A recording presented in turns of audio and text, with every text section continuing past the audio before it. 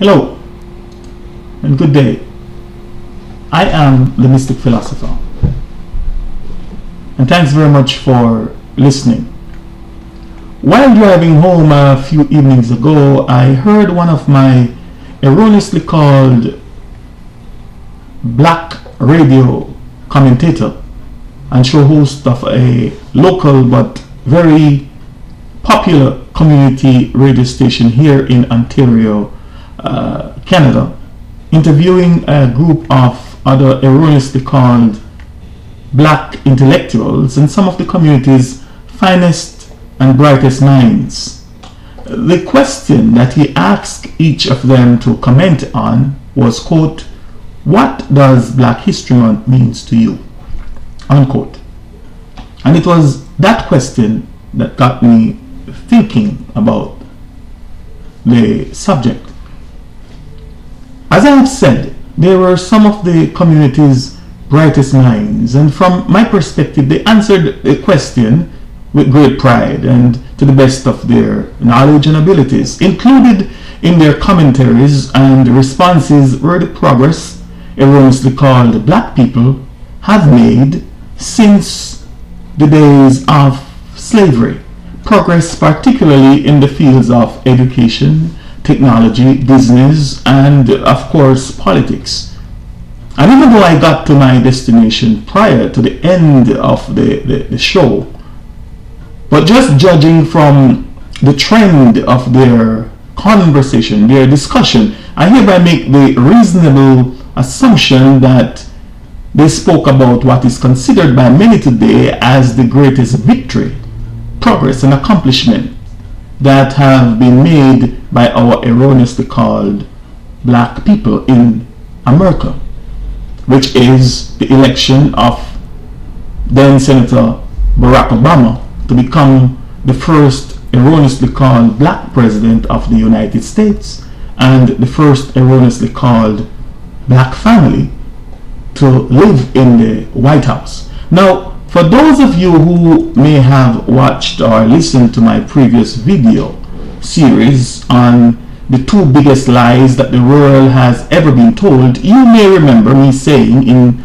the series titled The Big White Lie and the series titled The Big Black Lie that from my perspective, there are no white people or black people that is living on the planet Earth. And I gave several examples as to what I meant, and today what I mean.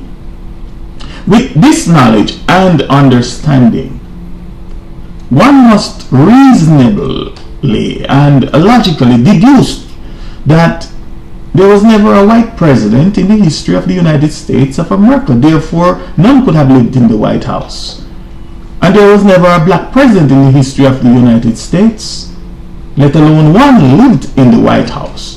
And certainly, there is not one living there today. Neither was there a white first family or a black first family that lived in the White House of the United States of America. And I am not aware that I'm aware of, nor is one living there today or now.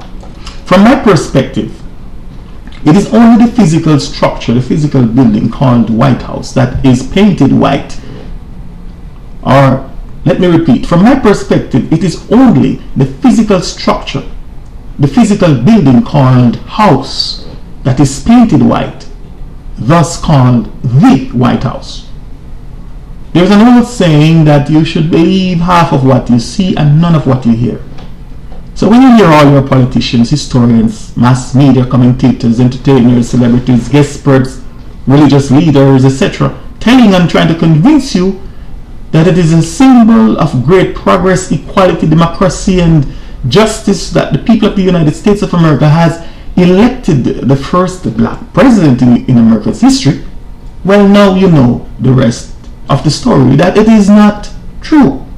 My brothers and sisters, and particularly those of us and those of you that are the direct descendants of our African ancestors and ancestry, that for thousands of years have been erroneously called black, and as such have believed that we are black.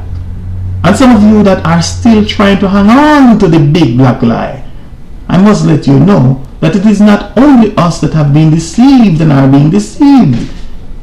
In some ancient scriptures, some of which are translated into the book of books called the Christian Bible, we read in Revelation 12 and 9, and I quote, "And the great dragon was cast out, that old serpent called the devil and Satan, which deceiveth the whole world. He was cast out into the earth, and his angels were cast out with him." Unquote. King James Version. Now, my friends, if at all this scripture, this writing is true, or even if it is only logical that our real enemies, the great dragon, the old serpent, Satan the devil, and his host of other devils were cast out with him into the earth, then any person that is not yet 100% brain dead would realize that they are not of this planet. Our enemies are not of this planet. They came from somewhere else outside of our space, our atmosphere, which means that they are aliens or extraterrestrials. What I'm trying to say to you, my friends, is that it is not just today that you have lone voices like me that is crying out in the wilderness, trying to wake people up to the fact that we have been deceived and that we are being deceived by alien entities that have their hand-picked, mind-picked, brain-picked, and race-picked people, humans, and humankind, cohorts working for them here and governing us. Our erroneously called white brothers and sisters are deceived just like the rest of us.